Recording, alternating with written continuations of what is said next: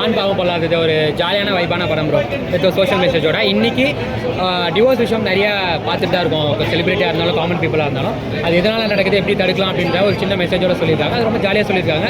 Towards the end வந்து 2 பேர் மேலே உள்ள தப்பையுமே சொல்லியிருக்காங்க. அது முழுக்க முழுக்க ஆண் பாவம் பொல்லாதுன்றதுனால பெண்களுக்கு எதிரான படம் இல்லை.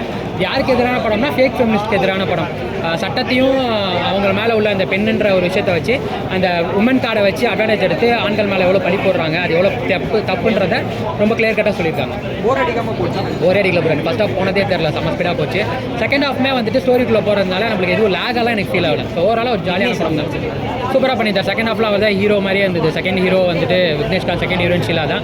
பர்ஃபார்மன்ஸ் வைஸ் யாருமே குறை சொல்ல முடியாது. ஒரு 7-8 கேரக்டர் தான், அது எல்லாருமே நல்லா பண்ணியிருந்தாங்க. ஜென்சன் திவாகர்லாம் செம்மையாக பண்ணியிருந்தார். நல்லா இருந்தது. ஜோக்கு அப்புறம் 2வது வாட்டி சேர்றாங்க. பட் இந்த படத்துக்கு என்ன கேரக்டர் முக்கியமோ மெச்சூர்டாக கொடுத்துருக்காங்க. படம் ஃபுல்லாக அவங்க 2 பேர் ஷோல்டர்ஸ் தான். ஸோ நல்லா பண்ணியிருக்காங்க. ஆமாம். இந்த படம் வந்து ஆக்சுவலாக இது வந்துட்டு ஃபேமிலி ஜோவும் ஸ்பீடாட்டுமே கிட்டத்தட்ட ஒரு யங்ஸ்டர்ஸ் கிட்ட கொண்டு போய் சேர்த்துச்சு. இது வந்து ஃபேமிலி ஆடியன்ஸ் கிட்ட கொண்டு போய் கனெக்ட் ஆகும். அவர் படிப்படியாக ஒவ்வொரு ஸ்டெப்பாக போகிறாரு. ஸோ ஆடியன்ஸ் வைஸில் பார்த்தீங்கன்னா எல்லாருக்குமே இது கனெக்ட் பண்ணிக்கக்கூடிய படம் தான். 5க்கு 3.5 கொடுக்கலாம். சூப்பராக இருந்தது. மியூசிக்லாம் பூக்கி நம்ம ஜீனி சித்து தான் ரொம்ப நல்லா பண்ணியிருக்காரு. படத்தில் வந்துட்டு பாடல்கள்லாம் ரொம்ப போர் அடிக்கலாம். அதே ப்ளேஸ் பண்ண விதமே நல்லா இருந்தது.